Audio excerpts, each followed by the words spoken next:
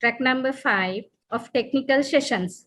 First and foremost, on behalf of the organizing committee, I would like to once again warmly welcome you to the 5th CIPM International Research Symposium on HRM 2021, organized virtually, considering the prevailing situation in the country and the world. Let me introduce the chairperson and co-chair of this session on the theme Talent Management and Employee Health and Well-being. The chairperson, Professor Susima Veligamage, she has served as Head of Department of Finance, Faculty of Commerce and Management Studies, University of Kelaniya, Sri Lanka. She has 16 years experience at the University of Kelaniya. She had completed her Bachelor of Commerce degree with first class honors from the University of Ruhuna. She had obtained Master of Business Administration degree from the School of Management, Asian Institute of Technology, Thailand, and Master's degree in European Business from ESCP, EAP, UK. She had obtained her PhD from University Business School, Punjab University, Chandigarh, India, and postgraduate diploma in counseling from University of Colombo. She has 15 years experience as a counselor, and currently she is a director of counseling unit at Kalana Mituru 7. At present, she is representing different committees at University of Kelaniya, and she had received the Vice Chancellor's Award in the years 2017 and 2018 from University of Kelaniya for outstanding and selfless dedication and services in successful execution of Kalana Mituru 7 activities. In 2010, she had received Vice Chancellor's Award for Most Outstanding Young Researcher at the Faculty of Commerce and Management Studies of University of Kelaniya. Her teaching and research interests, organizational behavior and behavioral finance, research methodology, education policy development, and counseling. The co-chair of this session is Dr. Yogaraja Nantagopan. He is Dean of the Faculty of Business Studies, Vaunia campus of the University of Jaffna.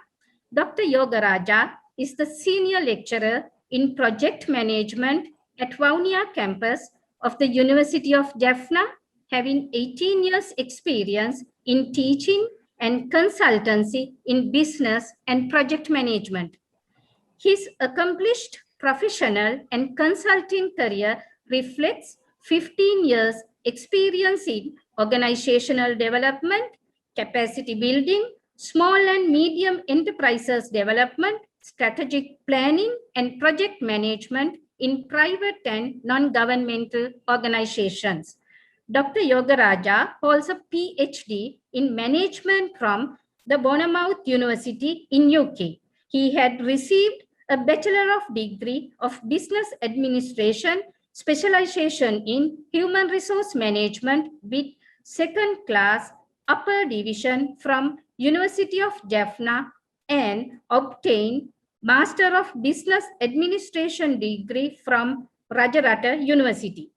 He is an experienced senior lecturer with a demonstrated history in teaching undergraduate and postgraduate students in the course units of project management, strategic management, operations management, marketing, and human resource management. He holds postgraduate diploma in applied statistics in 2011 from University of Peradeniya and postgraduate diploma in marketing communication in 2007 from Informatics Campus, Jurong East, Singapore. He is serving as a visiting lecturer of MBA programs at University of Jaffna, Rajarata University, and Open University of Sri Lanka, Vaunia Study Center. His research interests include project management, organizational development, and strategic management. Now, I cordially invite Professor Susima Veligamage to chair this session. Before she takes over the session, a short announcement to the audience. Please use the raised hand option if you have any questions, comments, or clarifications regarding the papers presented. We will unmute you accordingly to the order you have raised your hand so that you can speak accordingly. Over to you, Professor Susima Veligamage. Thank you. Thank you, Mrs. Dulanjali. And good afternoon to all of you, especially my co-chair, Dr. Yogaraja, and all other presenters present today. And we will start from the first presenter. I would like to introduce the first presenter because our track is talent management and employee health and well-being. It is very really the currently theme, and we are having 6 presenters today. And I invite first presenter. She's Vimansani Bandara Vijaysurya, and she's presenting the paper related to the performance evaluation mechanism on job satisfaction of production associates, case study of manufacturing company. Then, so the first presenter, this is the floor for you.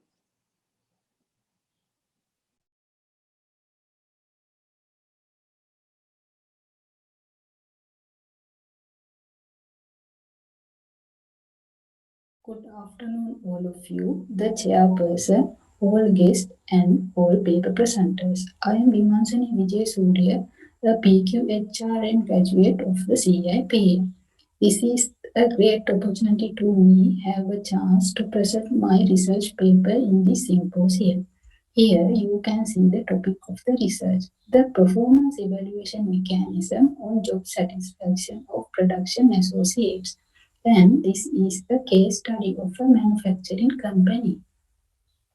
In this slide, you can see today's presentation outline.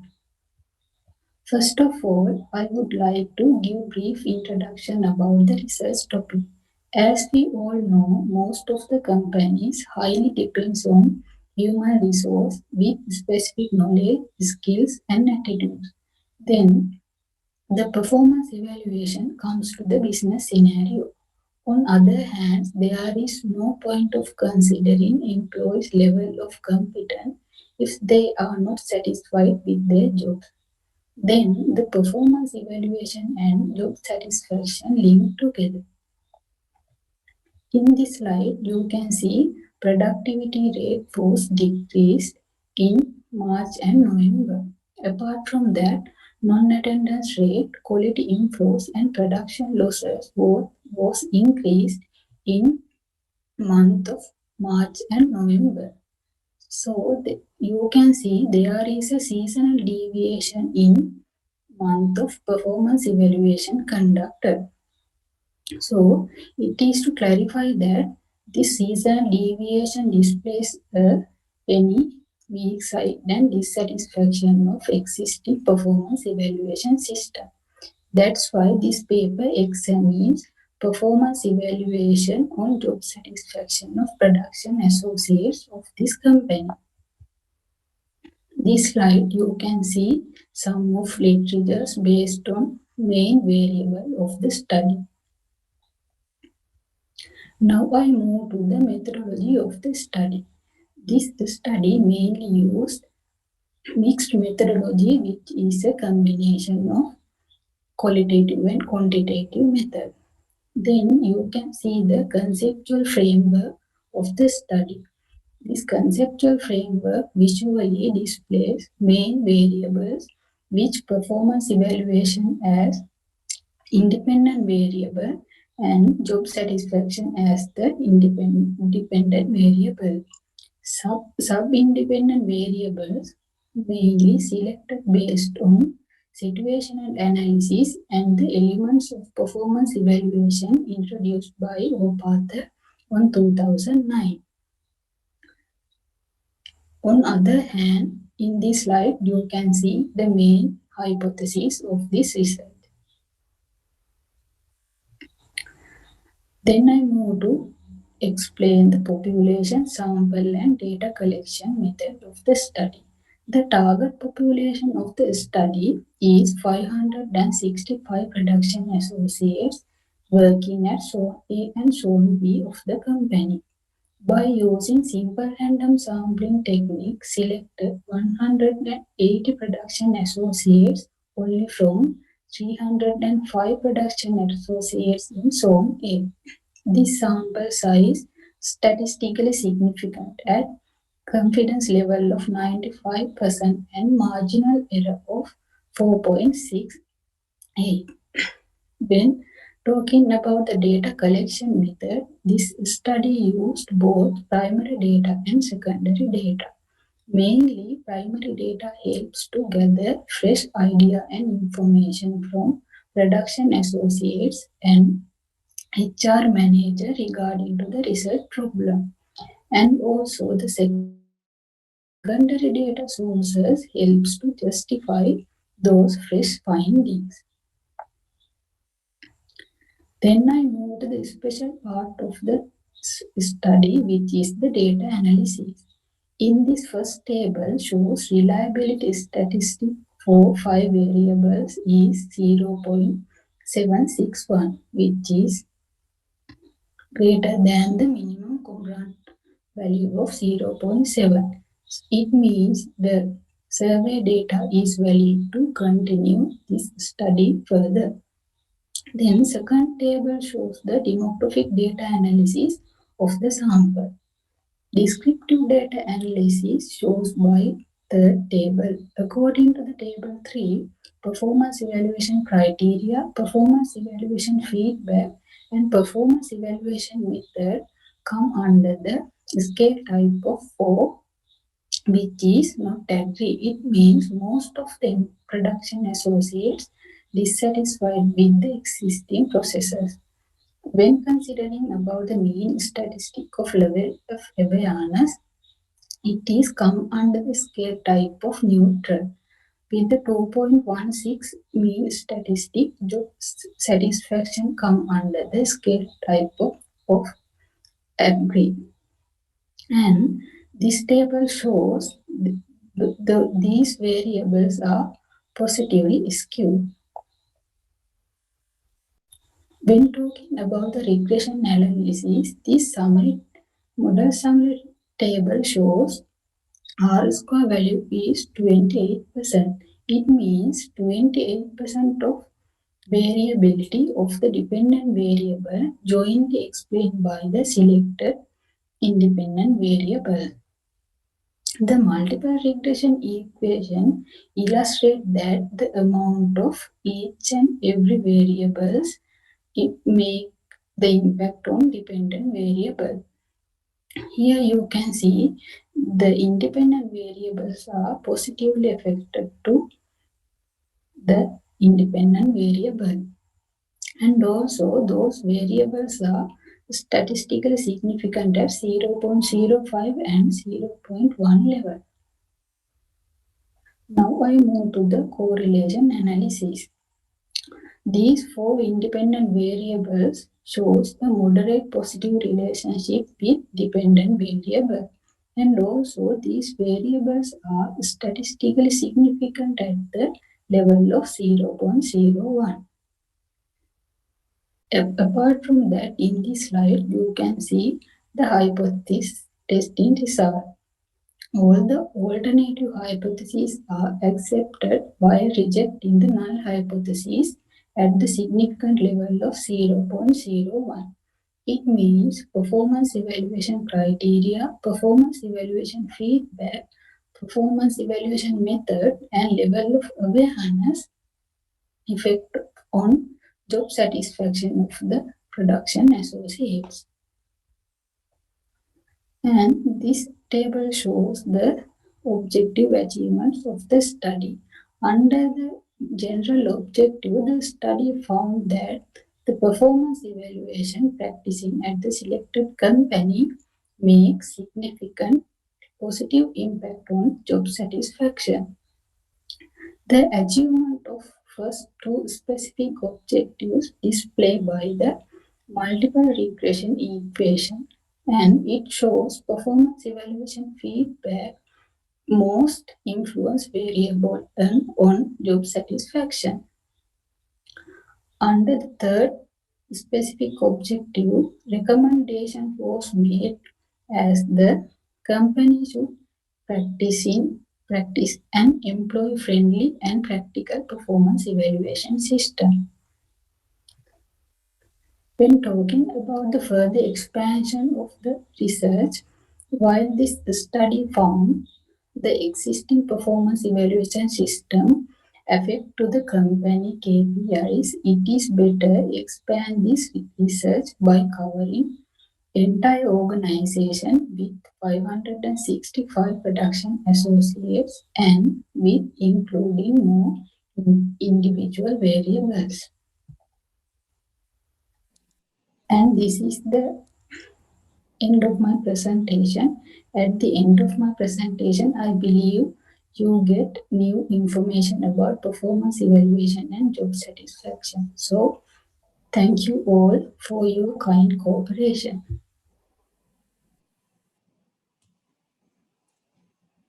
Thank you, Vimansani. And Dr. Yogaraj, so you can actually start the discussion.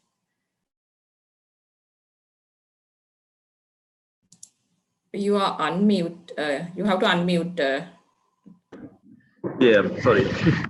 Thank you very much for your nice presentations on this performance evaluations and job satisfactions. But it's really good move of research. That's the initial stage. I think you tried to some extent to know the performance evaluations and job satisfactions. Overall, this paper is good, but I can give some few comments how we can improve this paper. The first thing is a methodology. As you mentioned, it's a mixed methodology. I think there's a make it is a quantitative study. It's a mixed methodology is considers several aspects. That's to use the mixed method designs or something. I think it's not a matter, but says is a quantitative study is okay for this research. And the main part of this paper is author is there, no, present. How can you say this job performance, the criteria and job satisfaction? What are the questions you made it to getting this informations? The performance and what's the Yeah, what are the questions? How do you get this informations?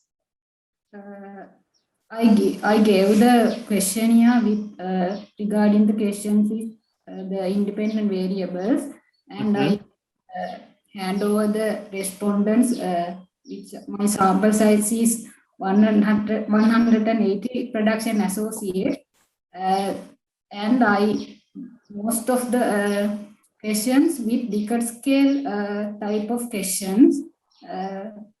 That's why I correct.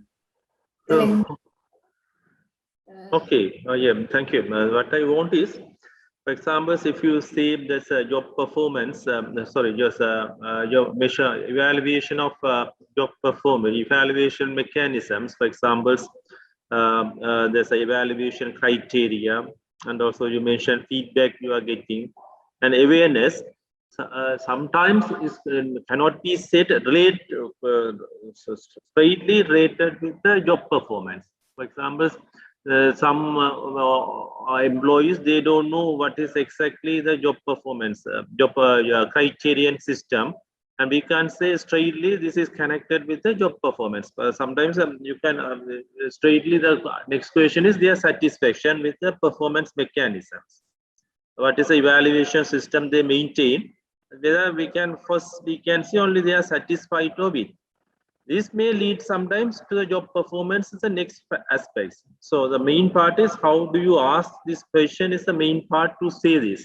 But if really they understand an answer, I think it's maybe okay. But otherwise, if they don't understand, they can come to the straightly the answers may be not connected.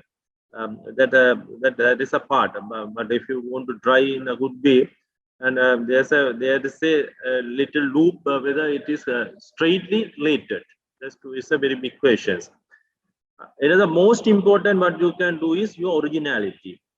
Simply says the evaluation and job performance things, job satisfaction things, you have to say what exactly your research contributed. Sometimes it may be obviously everyone knows the connections and things, but if you say what is the scenario you started this research and what is your originality of your research, you have to mention. Otherwise, overall, the paper is good. That's really great things you have done. So thank you very much. Thank you very much, sir. Thank you, Dr. Ograt. Bilanjali, any from the audience, are there any questions? And from the audience, No one. no, madam. Okay, then thank you, Vimansani. So from my side also, I need a bit of question. So you have made some recommendation. So it is a big list of recommendation you have included. Then which ways have you come up with those recommendation in order to give the lot of recommendations? How can you arrive those recommendation? Mainly my recommendation based on the company should conduct employee-friendly performance evaluation mechanism. For that, I recommended there should be a no, we know. Actually, we have let you know your recommendation. My question is, in order to make those recommendation, how you normally we can have a general recommendation. We can have a recommendation from our study, or is there any base for your recommendation? That's what my question. Not about the what are the recommendation. Recommendations, okay. My recommendation was mainly based on the findings. Most of okay, that's what Vimansani, when next time while you are doing the research, actually your paper is really had the every the analytical parts, everything okay. As already Dr. Yogiraja mentioned, because you have mentioned there are qualitative, quantitative, both parts. And might be better you have had some qualitative, because you mentioned you have interviews also as a primary data collection. So there is nothing to see in the presentation. Then better you can have your recommendation based on even the qualitative. If you have done some interviews with those companies, it's a single case study, and you can better prove your recommendation based on that. So then thank you very much. And these are for the improvement for your future studies. So you have done a great job. Thank you very much. Thank you very much. Thank you.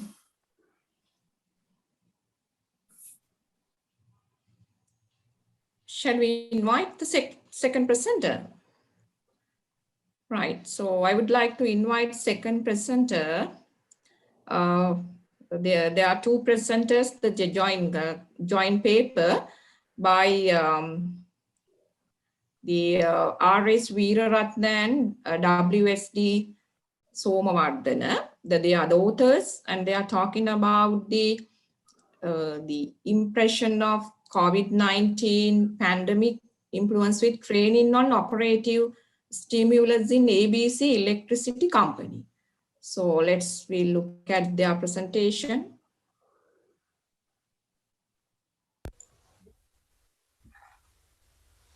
Hope you all have a good day. My name is Sandhani Somawardhana, and today I'm going to present the impact on training and employee motivation in ABC Electricity Company. So this presentation consists with introduction, literature review, research methodology, data analysis, and recommendation and conclusion.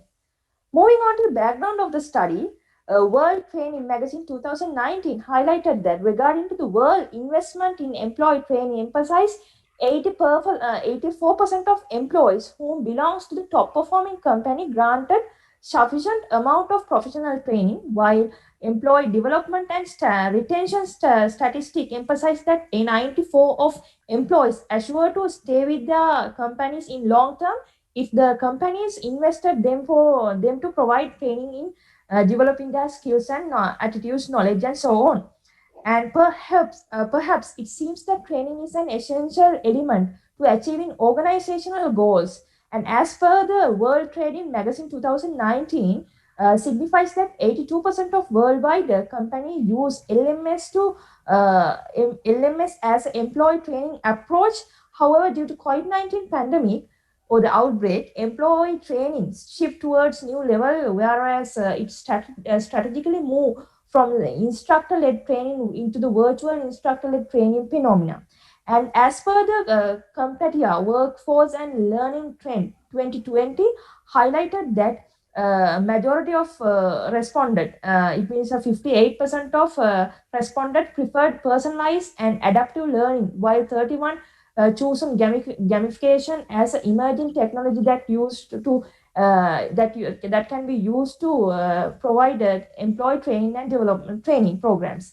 Rendering to the statement of problem, ABC Electricity Company is one of the essential mandatory service provided in Sri Lanka. It makes sense that of vital of training to endure the life of the company and its employees. Nevertheless, company conducted approximately 70 technical training programs annually for their electricians working at blocks and provincial units in 2019. But as per the employee satisfaction survey, 2020 highlighted that majority, 65% of employees lacking leadership development and number of customer complaints also increasing over the time. So based on the problem statement, highlighted the objective of this investigation is to examine the impact on training on employee motivation during the COVID-19 outbreak. Moving on to the literature review, basically literature review was carried out grounded on three key themes such as training need analysis, training delivery methods, and moving on to the training as a key theme.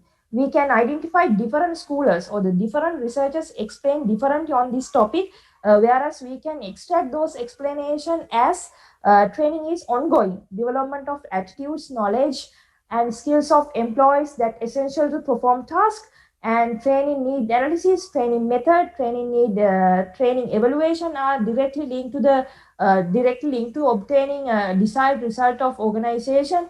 And training is the total depends on the perception that contribute to improving organizational performance. And this is the summary that I explained so far. And moving on, however, when considered about the training need analysis as a key thing, it should address the operational level problems in responding to the challenges of the skill gaps and skill deficiencies and training needs.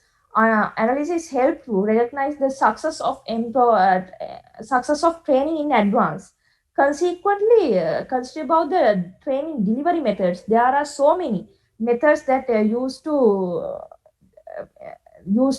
deliver the training and training, whereas in 2000 among those methods in 2014 Haje highlighted that there are 4 methods, namely rational model, enriched virtual model, flex model, and a la carte model, which are more relevant to this contemporary era. And moving on to research methodology, this is the conceptual framework that researcher developed based on the variables identified from the literature. And this is the onion model that developed by the researcher and basically as a research phenomena. This research was carried out positivism that emphasized the knowledge is independent of the subject being studied, and the piece of study this piece of study carried out inductive approach, and as a key strategy it would use surveys. Moving with the research choice, this study is done based on the quantitative data, and it used cross-sectional data, cross-sectional time, and as a final layer, the data collection process and the analysis would carried out based on the SPSS and the regression analysis.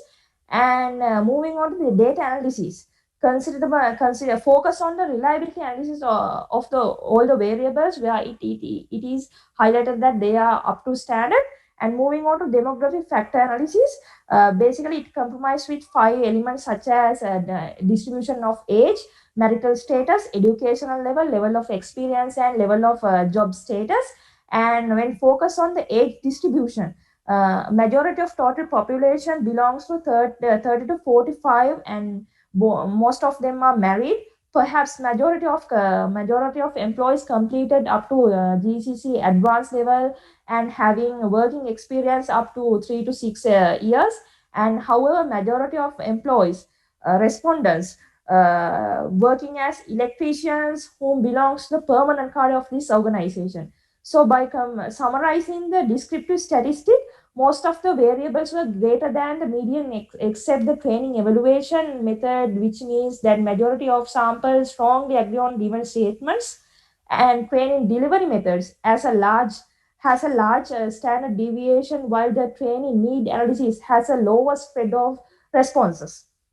So moving on to summarize of the analysis, basically this study was preliminarily carried out to find out the impact on employee motivation. The highest impact stressed in training on employee motivation, which denotes as 0.8999, and while least impact in training delivery method, which signifies as 0.799. So, however, all the variables have positive impact, and there are statistically significant between variables.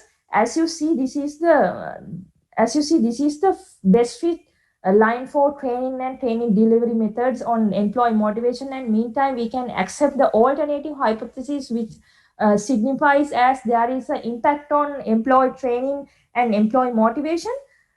So moving on to the conclusion and the recommendation. Thus, there are all the variables have strong positive impact on employee motivation of ABC electricity company, and in backbone with the employee survey 2020, the company should introduce more training programs virtually with consist with new technological advancements within this pandemic era. And this is also underscored or underlined by the Rich 2020. And these are the recommendations basically the researcher would carried out and render into the area for future researchers. This research could be carried out based on from the other industries by increasing the sample size and using different variables, such as different variables and different based on the different employee positions, in order to identify the impact on employee training and employee motivation. Basically, this is the end of my presentation. Thank you for listening.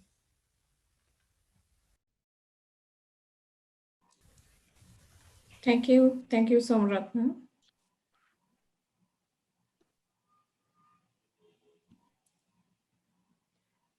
So, any questions, Dilanjali, from audience? No, madam. No questions. Okay. Right, okay. So, you can start, Dr. Thank you very much. The presentation is very excellent. So good delivery of the presenter. Thank you, sir. This research, you made very good presentations. There's no issues, but the thing is, while before starting the research, you have to know exactly the research is that need or not. For example, if you want to do research in training and motivations, obviously, if you say it's a positive relationship, everyone knows. There's very millions of researchers done, and we know what is training and how it is motivating employees, well known. But if you have some issues in the specific company, there's a need for this research to know what are the delivery methods and things. then that is a real research gap, and you have to specifically have to address each and every methods, how impact on the employees. That may be the contributions in the Sri Lankan context and especially in the organizational context. But if you say generally, it's a positive relationship between these two, then we don't find any specific contributions from your research. I think you had some issues and you started, but not reflected properly in the paper. That is better. You have to say under what context why you promoted this. So sometimes if you say do research, especially in this COVID-19, what are the online training methods most appropriate for the employees is very important, because that's very good for the organization also to know and find some good strategies for the training. So I think that the researchers, for example, okay, you can go like this, but I'm not criticizing badly, but you in this stage, you worked hard and got some data and did very good job. There's no issues. But as a researchers to improve in the future, you better consider based on the problem. Exactly, you have to know this organization has some problems and you have to address. That is better. Otherwise, overall, it is good. And also, relating also is a problem. For example, training needs analysis, training delivery, and methods and motivations. That also earlier also one I said straightly related. So for example, training needs analysis and motivation. Sometimes very difficult to find the relationship. Training and motivation we can find, but training needs analysis and motivations. If you ask the question, the employee, he doesn't know about what is the training needs analysis the organization is flowing. It directly cannot motivate the employees. So I'm not much sure what questions, what are the questions you ask? Please let me know. There's at least one question. Thank you. Thank you, sir. Thank you so much. Raise a question like that, sir. So actually, we during the pandemic, the most electricians of this ABC company were work remotely. Especially, this company belongs to the electrician company, and in the questionnaire we put some questions that if though they really need the training, actually training, what they feel, the feeling of what they need to be training during during this pandemic. That's why we actually focus on to identify the training need actually. Yeah, but if you do that, that's better. But your research is not that. You say training and motivation. Only you find the correlation and give the answers, equation. But if you exactly ask the training needs of the employees and things, that's maybe better. There's no time we can know online platforms what are the trainings they expect. That more on qualitative studies better. Okay. Right. So thank you very much. And you made very good presentation, and your efforts for doing this research is good. Thank you. Thank you, and thank you actually the Somardhan, and you have actually the impressive presentation. So while we go to the presentation, I have one question. So you have in one the variable called employee motivation. So you use one side the dependent variable employee motivation. So then in that category, you had sub-motivational factors you taken like job satisfaction, productivity, career objectives, likewise. So then they combine all these together and come up with the employee motivation factor. So while you are doing that, have you done any differentiations between these three, and the same questions like early, actually the Dr. Yogiraj asked, how you really measured that employee motivation, because there are a lot of methods where we can use. No? Yeah, actually we basically the employee motivation we mainly focus on two areas. intrinsic and extrinsic, and based on that, based on the literature review, based on the most relevant literature, we find that more the variables that are more related to the intrinsic motivation factors and the extrinsic. So we put those variables as a questions in the questionnaire based on the Likert scale and identify the overall motivation factor. Employee motivation. Yeah, then your answer is okay with the like early what sir even asked.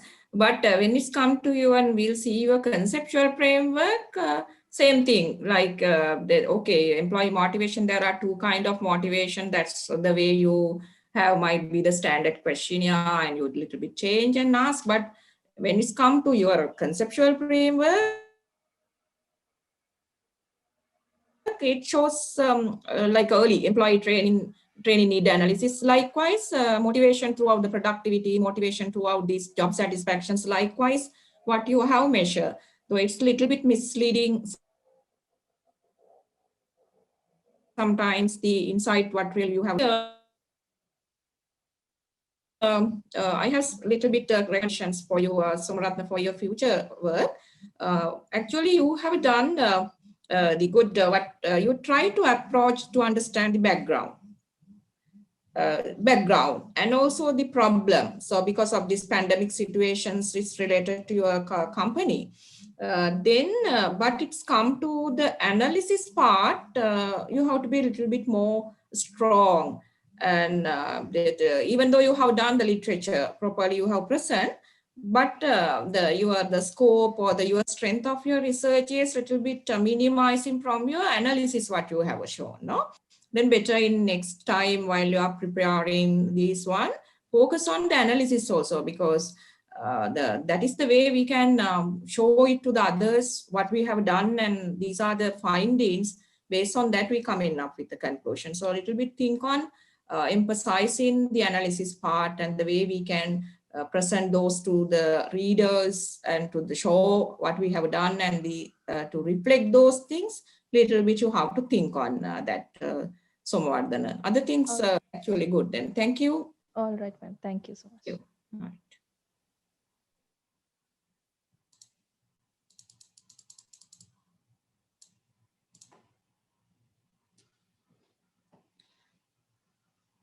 Okay. Then I would like to invite for the third presenter. So Hansani Atapattu is the third presenter, and she's going to talk about the relationship between work-life balance and employee performance, special reference to the apparel manufacturing company in Sri Lanka. So Hansani, this is the time for you.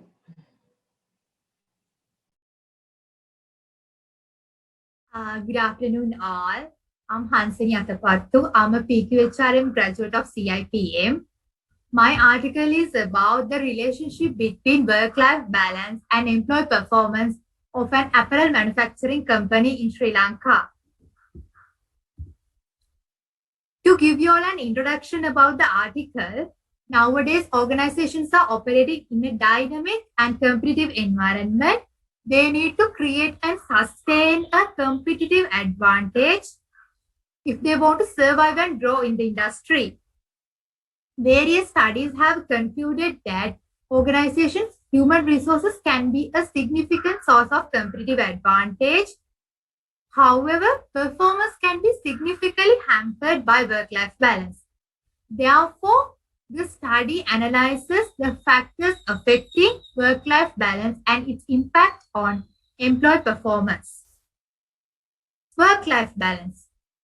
It refers to the level of prioritization between personal and professional activities in an individual's life, to the level which activities related to their job are present in the home environment. Employee performance. It is defined as how an employee fulfills their job duties and executes their required tasks. It refers to effectiveness, quality, and efficiency of their output. Background of the study. Organizations must encourage employees for better performance through better HR practices. In the garment sector in Sri Lanka, it is very important because it's a labor-intensive industry. And the most significant factor is Sri Lanka's apparel industry earned $5.32 billion from exports in 2019. In today's world, where both men and women are earning for share their family responsibility equally and for betterment of their family life.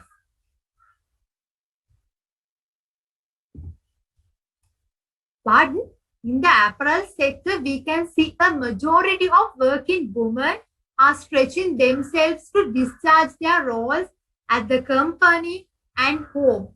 In the process, experience work-life imbalance, which will have undesirable consequences for individuals in the form of increased levels of stress complaints, depression, lower mental health, higher family conflicts, less life satisfaction, etc.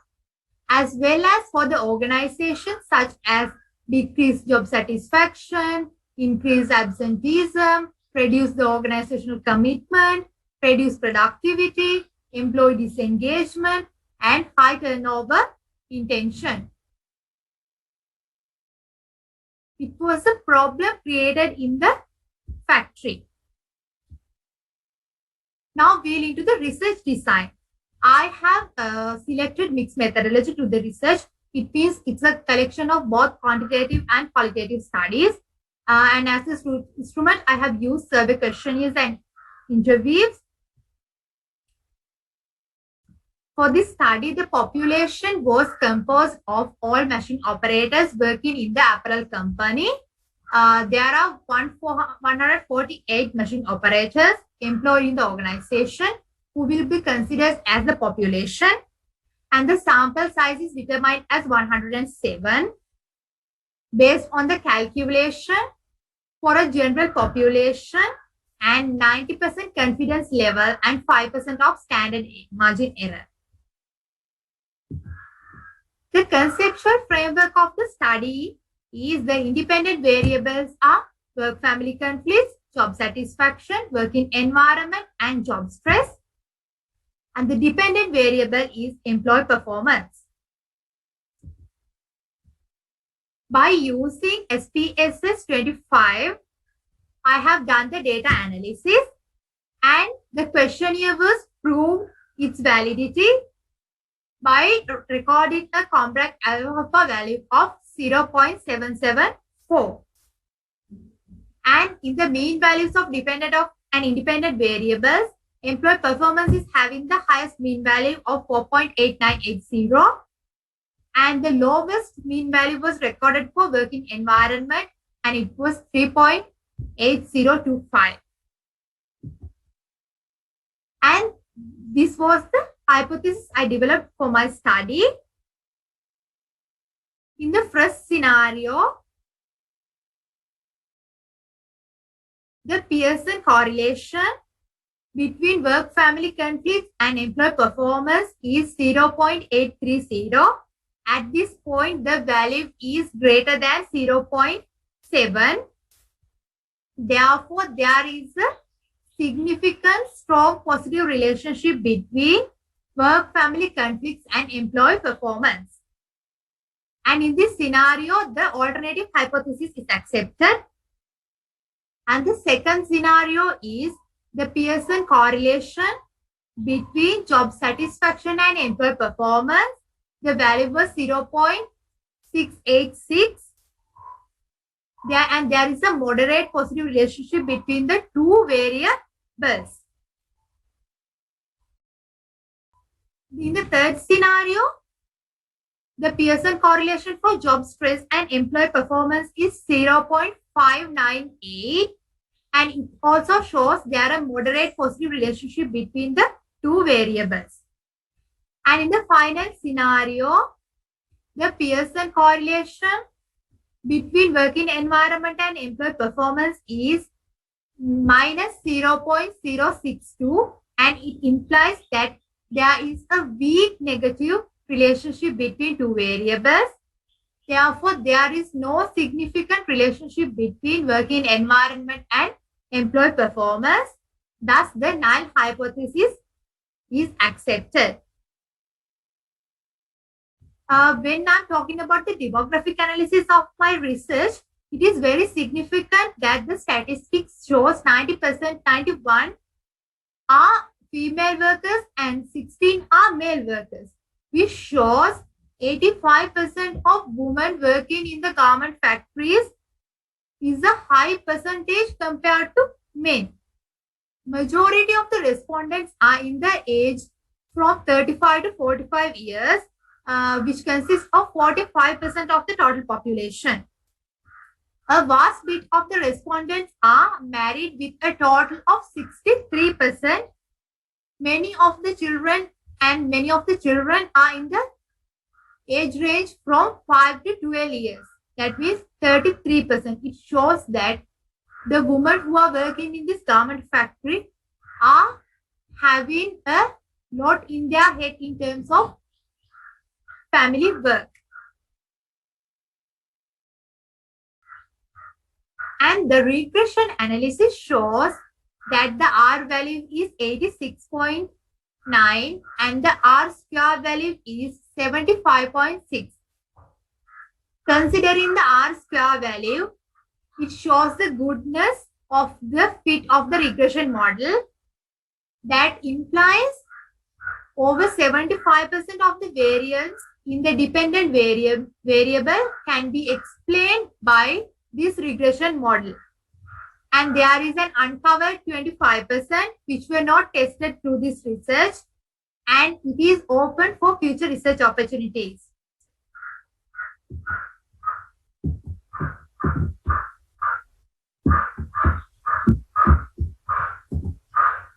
And the conclusion, here we come to the conclusion. It is identified that job satisfaction, work-family conflicts, and job stress situations that have led to an imbalance in work life. Thus, it is discovered that high work-life balance was affecting employees' performance levels, and the indicators which we have identified in the study were family responsibilities, working hours, motivators, hygiene factors, immediate supervisor behavior, and workload. The recommendations that I have derived from the research was there are several factors that the managers need to know in order to motivate their employees, because better supervision also tends to motivate the employees and it's for the betterment of the organization. And in the interview, the researcher identified that employees are not satisfied about the immediate supervisor behavior. And I recommend to conduct some training programs for the supervisors in order to build up their leadership skills, and also for the managers to develop their leadership skills in order to know how to motivate the lower level employees, and also adapting to flexible schedule work hours, because in the factory they normally have the night shift and it's very difficult to do the night shifts for a long time because there are so many diseases and family problems and all. And also the company should give some time or should collect the ideas of the employees when deciding the time schedules, because sometimes working overtime and all will be a factor which causes stress for the employees in the organization. So this is the recommendations that I have gained through the research. And this research was limited only to one organization in the group company. And it is only one company in the garment industry. Moreover, it is beneficial to carry out a research to cover the employees in the whole garment industry. Then we can get a clear idea about the industry itself. Thank you very much. Now it's a time for you all to raise any questions.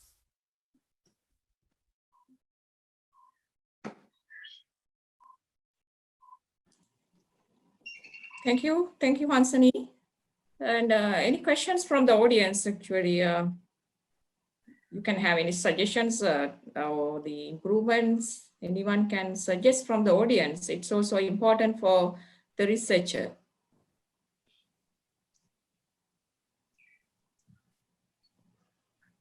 It seems no.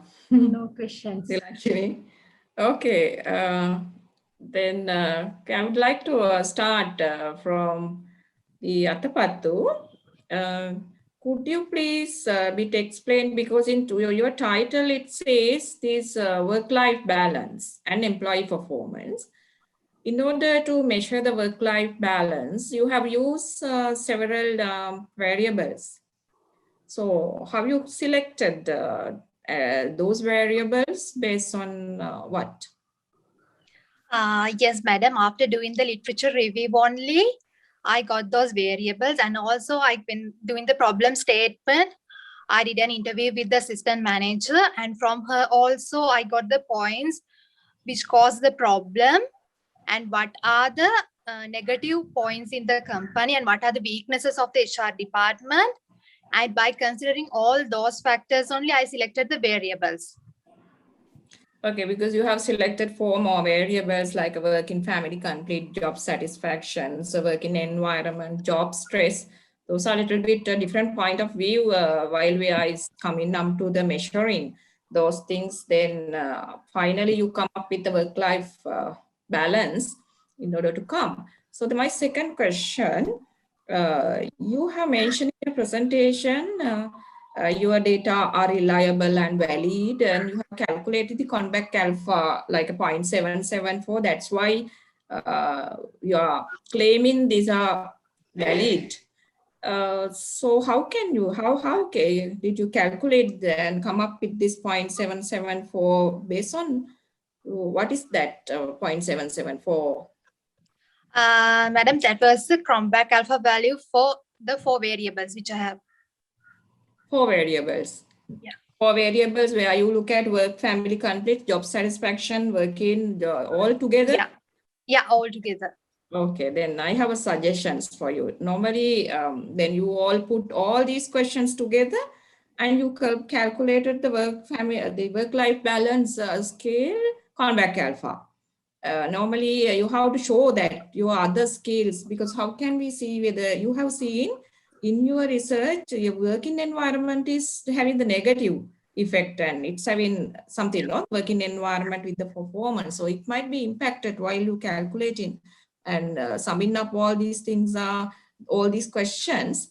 So better you calculate the different way, like work family conflict as a separate scale and the job satisfaction, working environment, likewise. So you having 4 different dimensions. So better if you calculate that one and see whether then you might be let to know in the working environment that scale is having some problem with the how they answer. It might be impacted. So you can check and check whether how it can be done. Other things really okay, and it's a timely needed topic given with the pandemic situation, especially in the apparel manufacturing, and you can provide your recommendation. So, Dr. Thank you. Thank you, Professor. That you raised my doubts.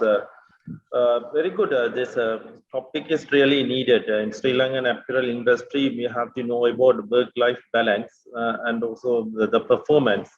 My question is this Atapattu, could you say what is work-life balance? Yes, sir. It's balancing the family life and the work life. Okay. So you raise 4 variables: working environment, conflict, job stress. Is that work-life balance? Is assessing the work-life balance or something else? So you say it's a balancing work and life. That is a work-life balance. So working environment, is measuring the work-life balance? So this is like this. Normally, in the working environment, I considered the policies and the other indicator was the collaboration. That means when working with the team, how the other team members are working. Since it's a garment factory, the policies play a major role because they are having night shifts, and when they are getting a high workload, they need to work in Saturdays and Sundays, and even sometimes they have to work like 24 hours because of the work. And also when they are sharing their work, the teamwork also plays a major role because The main, that's good, but the main part is please get exactly what are the variables measure the work-life balance. When work-life balance, the exactly what are the factors measuring. These are somewhere contributing, but in the different levels. And also your result says work conflict and job performance is positive relationship. What do you mean that? The working conflict and employees' performance are positive relationship. What do you mean that? this is like that, sir. When they are having less work conflicts in the organizations, it will help the employees to increase their performance level. Yeah, but if it is positive means when conflicts are increasing, recreation, your performance also increasing. Your conflicts are less in the organization, performance are less. That is saying about the recreation analysis. So you know that the problem is what question you ask is misleading.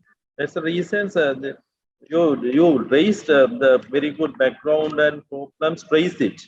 The problem with is your conceptual model and questioning. If you say conflict, job stress, and employees' performance are positive.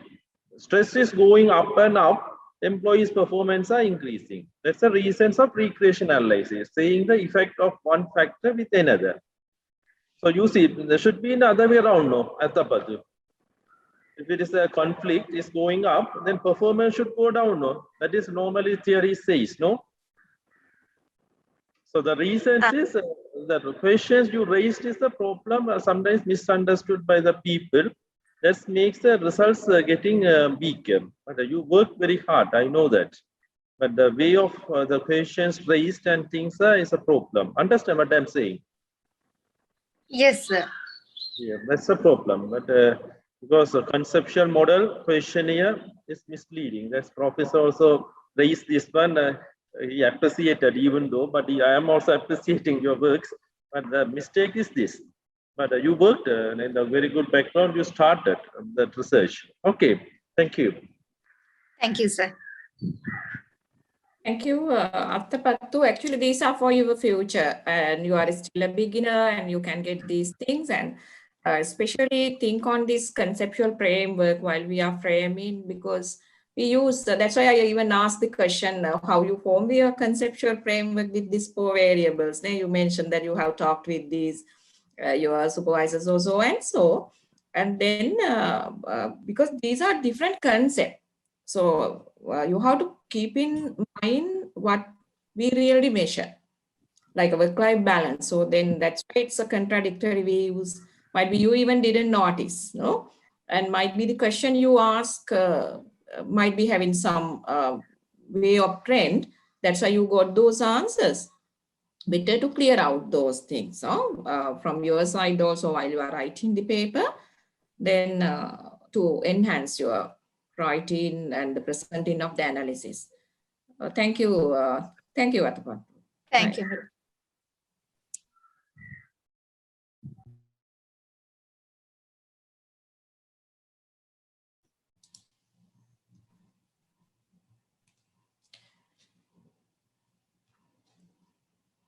Okay, our next, the fourth presenter, the next presenter, there are 3 presenters, actually 3 authors in the paper, Senthuran Nagaraj and Priyantha Madavala and Samantha Ratnayaka, three authors.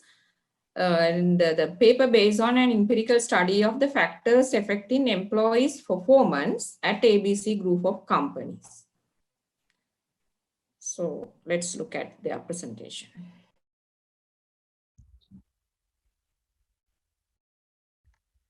Clients do not come first. Employees come first. If you take care of your employees, they will take care of the clients. Those are the words of Sir Richard Branson, the founder of the Virgin Group. This goes for each and every organization. My greetings to the judges panel, esteemed authors, and distinguished guests. Today, I'm going to present to you about the empirical study of the employees' job performance at ABC Group of Companies. I am Sandhuran Nagaraja. This is the outline of my presentation. Let's assume the name of the company. We are going to assume it as ABC Group of Companies, engaged in tire manufacture. Initially, this used to be a small bicycle repair shop and then started producing tires for bicycles, vehicles, and now the company exports tires all around the globe.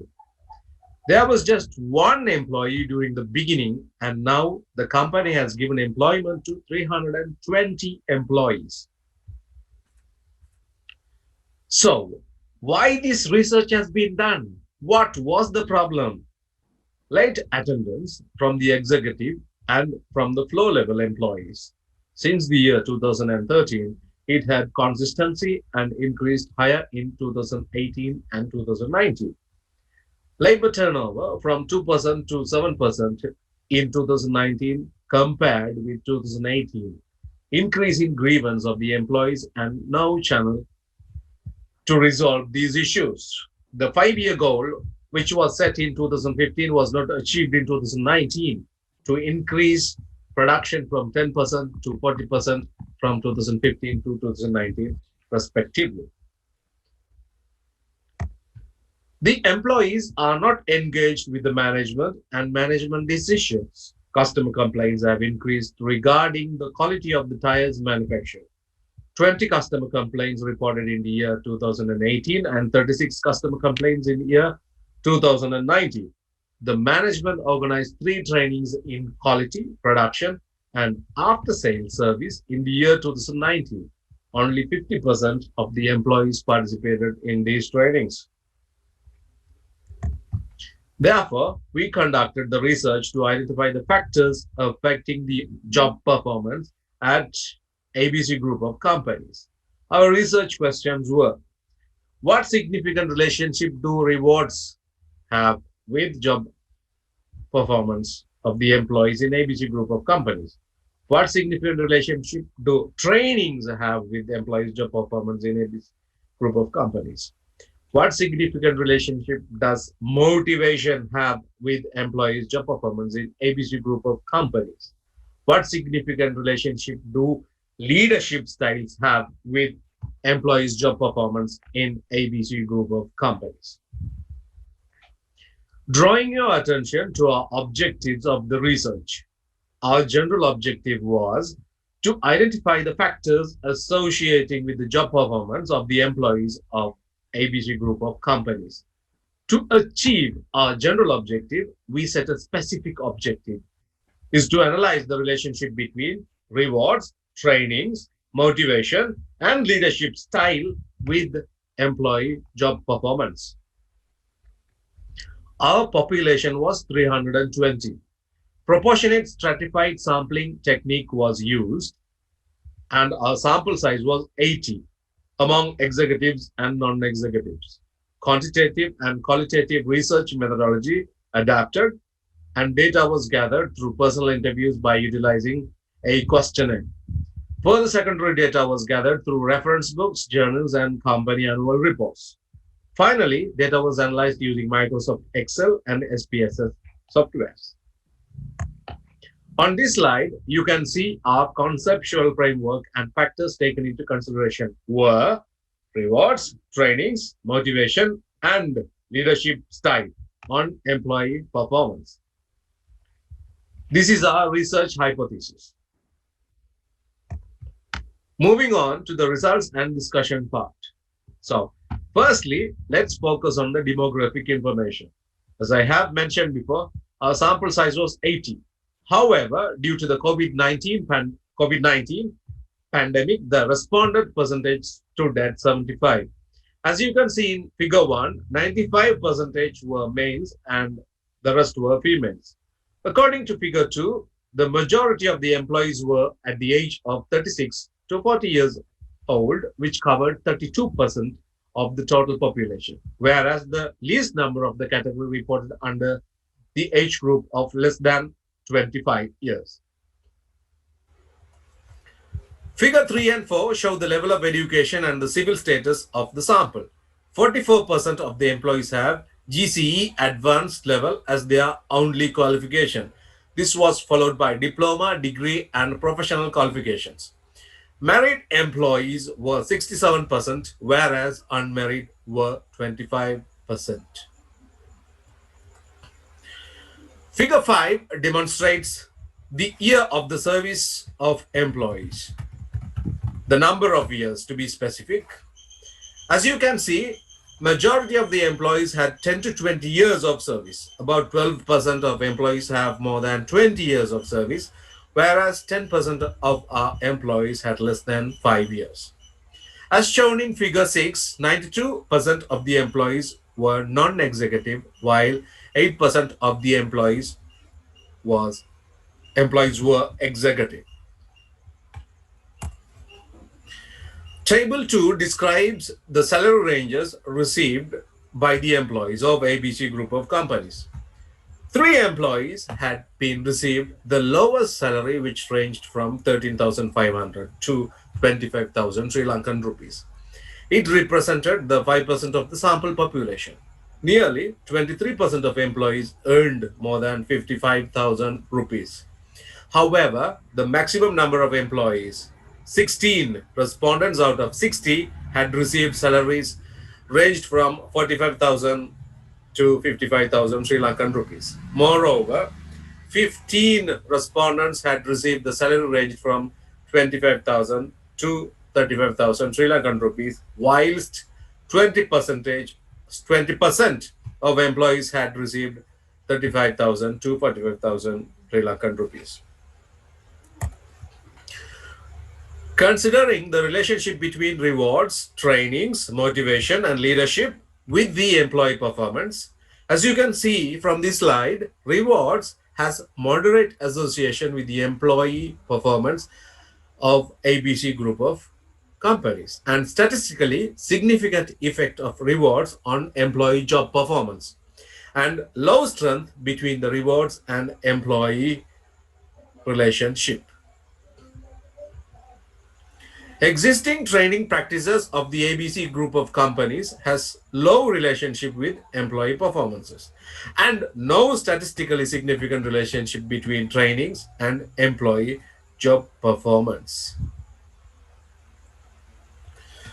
Considering the motivation, strong association between motivation and employee performance was observed. Further, motivation and employee performance of ABC group of companies has statistically significant relationship. Leadership style of ABC group of companies has a negative correlation with employee job performance, and relationship between leadership style and employee performance was not statistically significant. To sum up, there is a relationship between rewards and employee performance. There is a relationship between motivation and employee performance. There is no relationship between trainings and employee performance. There is no relationship between leadership style and employee performance. To improve the job performance of the employees, we recommend to increase compensation in accordance with work experience and in an equitable manner within the organization, and equitable when compared to other which are in the same industry. Recognition and promotion programs to promote people accordingly, and provide coaching for trainings using Honey and Mumford learning style, so they would know what type of learning style each and every person has. Also, a personality test can be done throughout the organization to see the match of the personality type with the job title. For an example, Myers and Briggs type index Carl Jung's personality tests or Big Five personality tests can be conducted. There are these are some of my references. Thank you for listening. If you have any questions, I am at your disposal. Thank you very much, Sandro. And actually, a very impressive presentation. So I would like to start from Dr. Rajan. So, sir. Yeah, thank you very much. Excellent presentations. Happy to see these presentations. I think there's overall it's good. The main issue in this research is two big areas. You make it as a simple conceptual framework.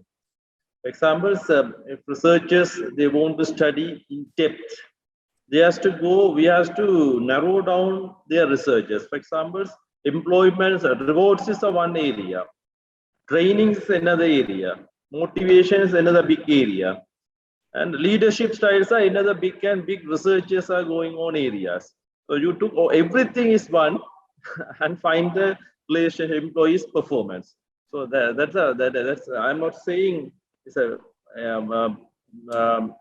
strong, but it's exactly mostly it's a very big areas cannot be studied in depth in one conceptual framework.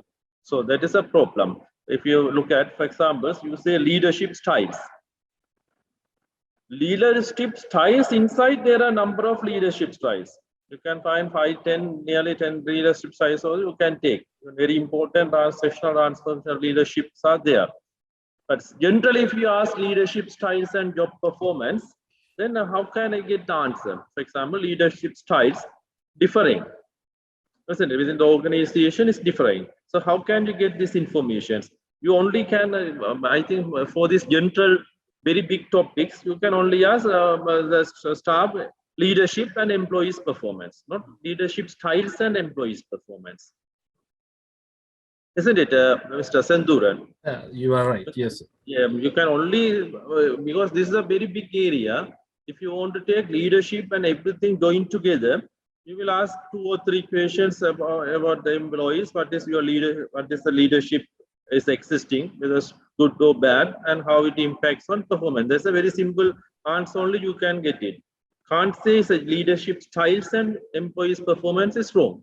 That is separate study. You have to take in depth. Yeah. Yeah. But overall, it's okay about one company, how the employees they feel about the rewards management, trainings, and things are okay. But when come to the academic researchers, the contributions are comparatively less because they may say researchers, these are obvious things we know. But if you say leadership and employees' performance is negative relationship or not significant, then you have to justify why people are saying this conflicting with the theories. But you can't now come to the point because this is a very simple 2-3 questions you ask and get the answer. So you can't justify based on your findings. That's the problem. All right. So my suggestions in future, if you want to do the good research, go with a specific some factors only. Don't take everything in one conceptual model. This may be difficult, and even you can't get the exactly right results from the employees. All right. But overall, it's good. Thank you very much. You spent very good time for knowing about one company, especially what the employees they are feeling about, but they are thinking about these factors, and it's maybe useful for the specific company. And very good presentation, especially. So thank you very much. Thank you, Doctor. Thank you, Senthuran. I have a question. Actually, you mentioned you have used mixed method approach. So what contribution? I didn't see in the presentation. Could you a little bit explain? Both qualitative and qualitative data was gathered. I have gathered information through questionnaire as well as a personal interview, madam. As through some of the data was gathered through observation. Then actually, I didn't see in the presentations better if you can deviate those things, because these are sometimes what you have shown is only the quantitative parts, no? all these regression and everything, because it's adding value to your research, Sanduran, if you mention that. And the another one, the suggestions, what I have to mention you, likewise, then you should be able to give your recommendation. Or like you have seen there is a negative relationship between the leadership, whatever the scale you have used, you have come up with the negative relationship in the leadership and the performance of. Then it might be you can have a qualitative study and you can talk with your these managers or whatever in the organization, leaders, and prove that one and add into your research. Then it might be strengthening your research. So after you conducted the Conti, then you got the results. So you have seen these two variables are significant, other two are no relationship. Likewise, then you can go back and see whether actually the what are the scenario in the company, because these are based on the qualitative one. So the quantitative you can get more on, especially like a leadership. No, if we talk about this is the like the perception of these employees related to their leadership. No, there is a negative relationship and no relationship at all. So that is not good for the company in the sense of performance. You can do further enhancing and strengthening your paper for that area. Yeah. Another one, my point for you was, this is a suggestion actually, when I have gone through your research questions and also your research objective, and the title.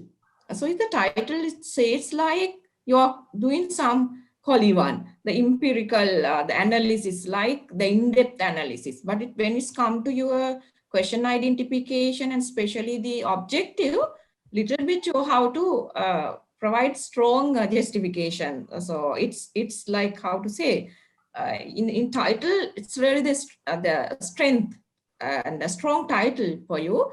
But when it's come to your objectives, like it's the reduce in your value of your title. So better while you forming and keeping the objectives, better to have the keep those value and the strength in the objective also to show your depth of your study. So this is the suggestion from my side, what I have seen from you.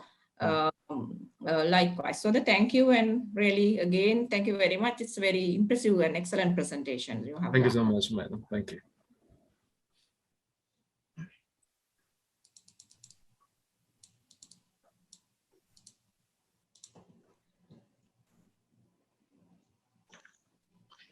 We have our last presenter. Our last presenter, yeah, is they are having two authors, Kalyani Priyanwada Aryadasa and also Indika Kalwarachi. Relationship between training effectiveness and employee retention intention with the mediating effect of job satisfaction. A study of nurse trainees of a private hospital in Sri Lanka. So we would like to invite for their presentation.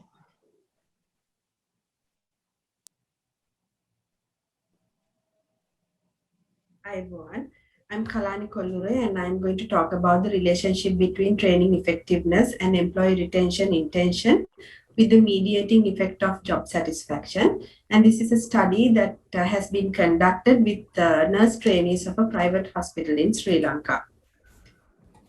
These are the areas that I'm going to talk about during the presentation today.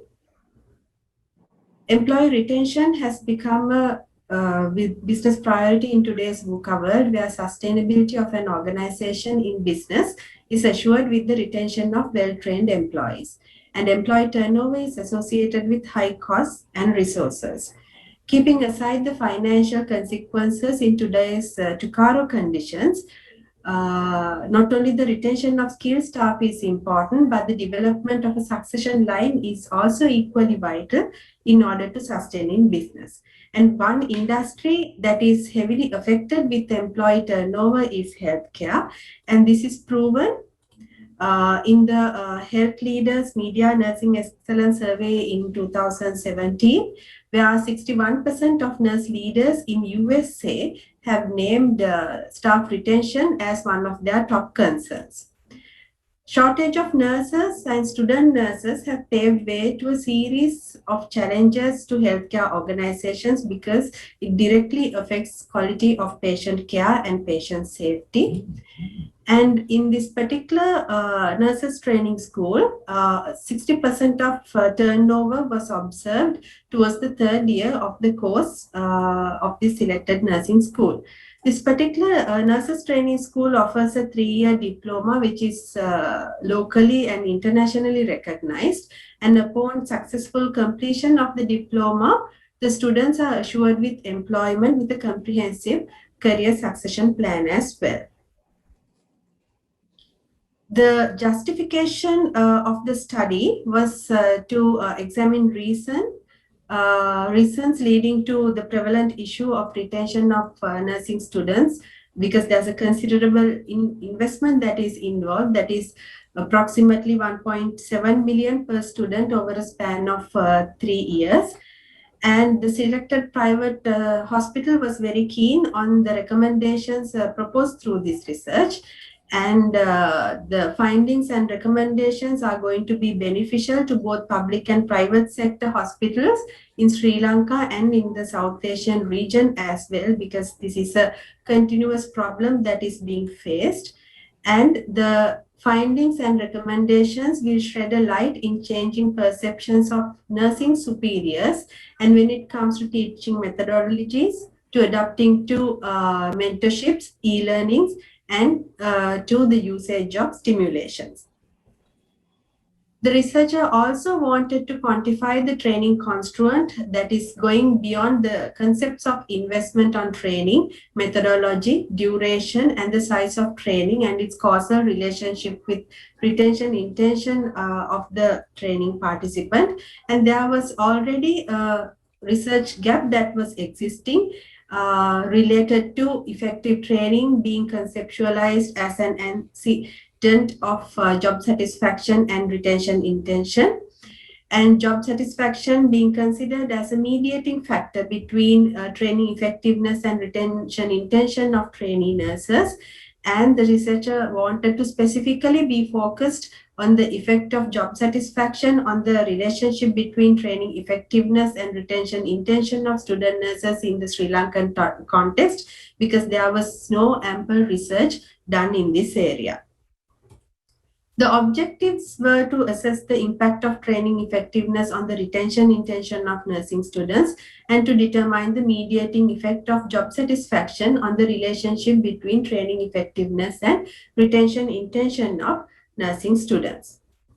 The conceptual framework was developed based on the similar conceptual frameworks used by former researchers Huang and Su in 2016, Terrara and Ngirande in 2014, and by Choueni and Ngirande in 2018. Therefore, the training effectiveness is considered as the independent variable, while retention intentions of nursing students is considered as the dependent variable, and employee job satisfaction is taken as the mediating variable. There were 4 hypotheses that were developed. First one, that there is a significant relationship between training effectiveness and retention intentions of nursing students. The second one, there is a significant relationship between training effectiveness and job satisfaction of nursing students. Third one, there is a significant relationship between job satisfaction and retention intentions of nursing students. And the fourth one, employee job satisfaction has a significant mediating effect on training effectiveness and retention intentions of nursing students. A census survey was conducted with a quantitative research approach. 298 students were used for this, participated at this research, and they were following the 3-year diploma at this selected private nursing school.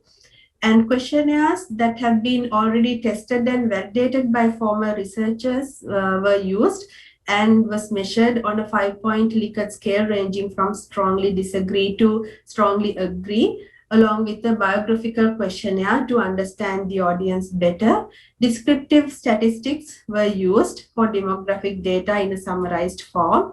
Correlation, regression, and mediation analysis were conducted using the statistical package for social sciences version 23, and the relationship between the three variables were measured through Pearson correlation and regression. Analysis of variance was used to find the significance level of the relationship between the variables, and before distributing the full questionnaire to the 298 students, Conbrack alpha figure was conducted and to obtain whether the data was reliable. And the figures are mentioned below in the table. The correlation, the figures proved that there exists a strong and a positive relationship between the three variables. As per the regression analysis, 99.7% of the variance in retention intention was explained by training effectiveness. 92% of the variance in job satisfaction was explained by training effectiveness. 94.7% of the variation in retention intention was explained by job satisfaction. And the most remarkable finding was for the researcher that 100% of the variation in retention intention was explained by training effectiveness and job satisfaction. And these findings further validated the research findings of Choueini and Ngirande in 2018, Terrara and Ngirande in 2014, and Huang and Su in 2016. Therefore, the researcher concluded that there was no variable other than training effectiveness and job satisfaction could impact retention intention of nursing students, and even if there can be other variables, they were statistically insignificant as per this particular study. Because all 4 steps of Baron and Kenny model were satisfied, it was concluded that it was proven and it was concluded that job satisfaction fully mediates the relationship between training effectiveness and retention intention. In conclusion, the researcher placed out that recommends to conduct an as-is study with the same audience, keeping the findings of this study as a benchmark, and to initiate steps to bridge the gap, and to incorporate discussions of modern findings, to revisit existing teaching methods, to incorporate high-fidelity stimulation activities when it comes to practicals, and to implement an empowering educational model, and to increase supervisor support for student nurses. The researcher also re-emphasized that re-audit should be conducted to assess the impact post-implementation of these above-mentioned recommendations. Kirkpatrick model can be utilized to measure training effectiveness. Constant feedback of students can be utilized to measure reaction. To measure learning, we can use the continuous evaluation on how effectively the theories learned were put into practice through enhancement of their competencies. The behavior can be judged through their behavioral changes during and post-training. And the 4th step's results is quite straightforward. With the percentage of students who have successfully completed the program, the grades obtained, the customer feedback, employee satisfaction survey data, the details obtained through quality and clinical audits, students' turnover data, and through feedback provided at the exit interviews. These are the key references that the researcher has used for the study. And thank you very much for listening. Thank you. Thank you very much, Kalyani. Again, a very impressive presentation. And Dr. Yogaraj. Thank you very much. It's a very good presentation. As to know the relationship between training effectiveness and employees' retentions. But I think overall it's good. The paper you worked from the beginning, explaining the effectiveness and the retention is fine. But my main question is, do your analysis part. One thing you haven't provided how you did your analysis, and simply saying simple recreations. The part is what I want is, if you want to say, as mentioned earlier, can you show your SEM models? There's a conceptual model or SEM model, what you explained? Dr. Yogaraja, she has a problem to join in. She will join soon. Okay, okay.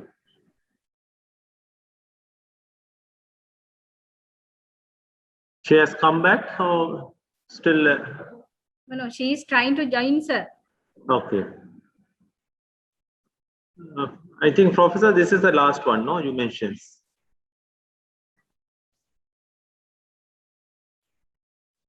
Muted, I think. Yeah, I think you are muted. You have to open. Yes, yes. Yeah, then what about her? Is still joining, Dilanjali? Yes, madam, she is trying to join. Okay. No more presenter, no? No. Yeah, okay. She's the last. And I think during this time, one thing I can actually, say. yeah, we can then, because we had almost 5 presenters and 9 authors actually contributed for this session. And moreover, that we have seen there are some the experienced one also, but we have seen might be their first presentation. This is their first presentation in their life as a recently passed out student.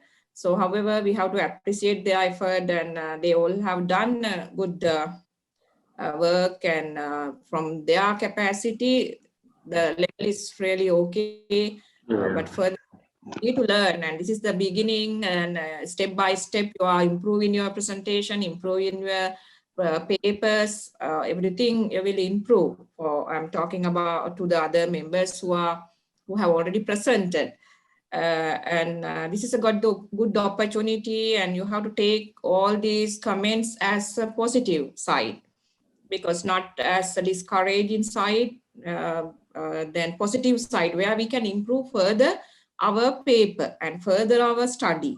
All over the feedback we are giving you to see whether the next time you will improve something better and do presentation better in the way. And this is something from my side until she's joining, Dr. Yogaraja. Okay, she is now joined back. Okay, not.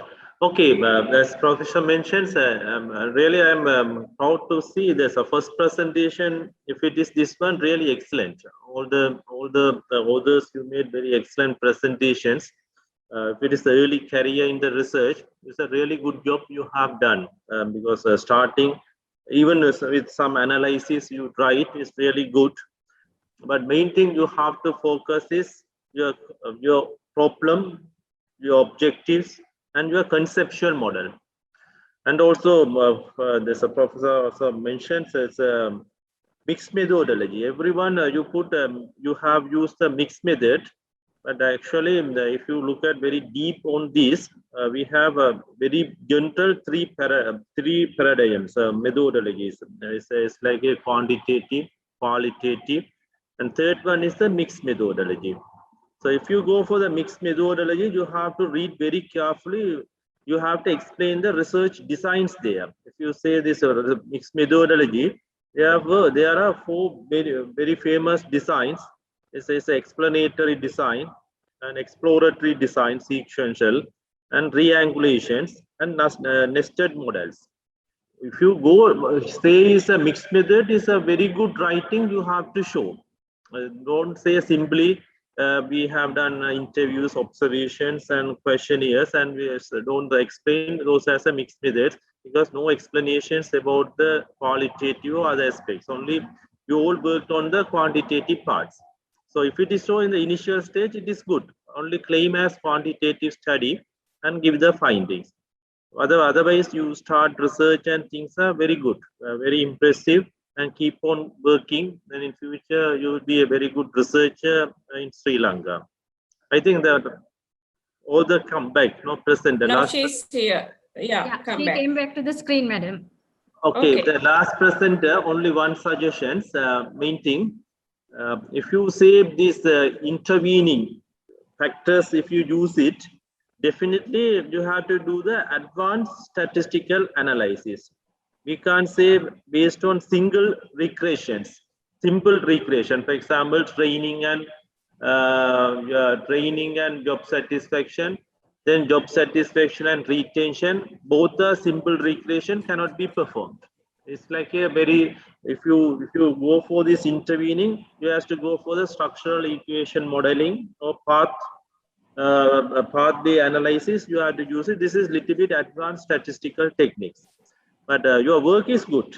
You tried with intervening variables, so mediating is really excellent, but analysis part you have to improve.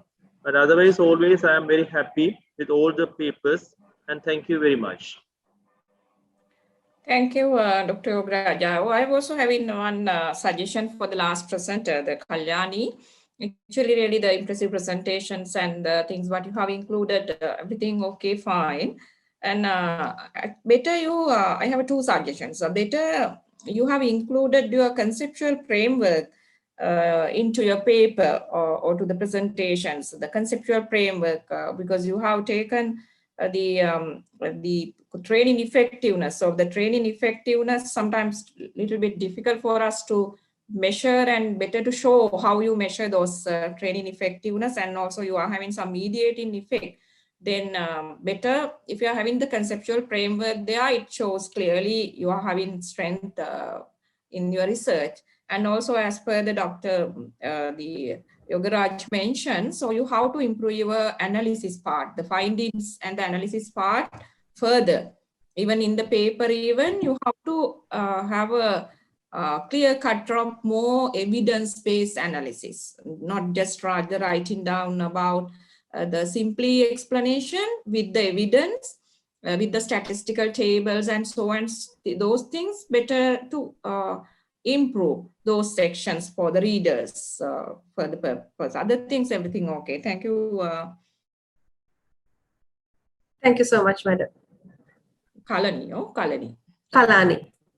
And yeah, then Kalani, right. Then actually we have come to the end of the our session, Nilanjani. So before yes, I hand madam. over into the sessions to you, then actually I would like to, thanks for all the. We have now come to the end of the, we have now come to the end of the track number 5. And the technical session of the 5th CIPM International Research Symposium on HRM 2021, organized by the Standing Committee on Applied Research and Knowledge Center of the Chartered Institute of Personnel Management, Sri Lanka. Before we conclude, I wish to express my humble gratitude to the chairperson of the track, Professor Susima Veligamage, and the Dr. Yogaraja Nantagopan for sparing their valuable time and joining with us today despite their very busy schedules. I am sure the comments and suggestions made by you are beneficial for the authors and presenters who join with us today. I would also like to thank each presenter for the cooperation and support extended to conduct this session on the virtual platform. Next, I would like to invite you to join with the case study presentations session, which starts at 3:15 p.m., which is a novel and valuable feature of the conference this time. Also, you are invited to stay with us for the valedictory session, which is at 4:30 p.m., as the names of the best paper authors and presenters will be announced there. Please use the main hall Zoom link to join these 2 sessions. Before we wind up this session, we kindly invite all paper presenters to come to the screen to get the group photograph.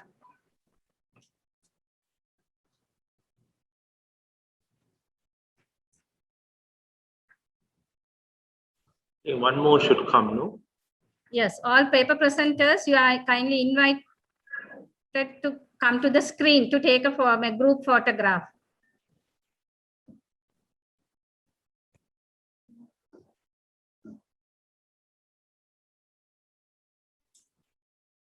I think that's all. That's all? Yeah. Right. So I kindly request the chairperson and the co-chair to remain, as we need to finalize the results for the best presenter after the presenters leave. Madam Susima and Sir Yes, Yogiraja, yeah, okay, thank you all. And at the last, I need to thank to CIPM and organizing committee. And thank you, Dhiranjani, and also thank you, Dr. Yogiraja, for your cooperation. For the presenters, especially, this is a good experience for you. Best of luck and for your future research. Yeah, thank you. Best Thank you of luck. very much once again, all presenters.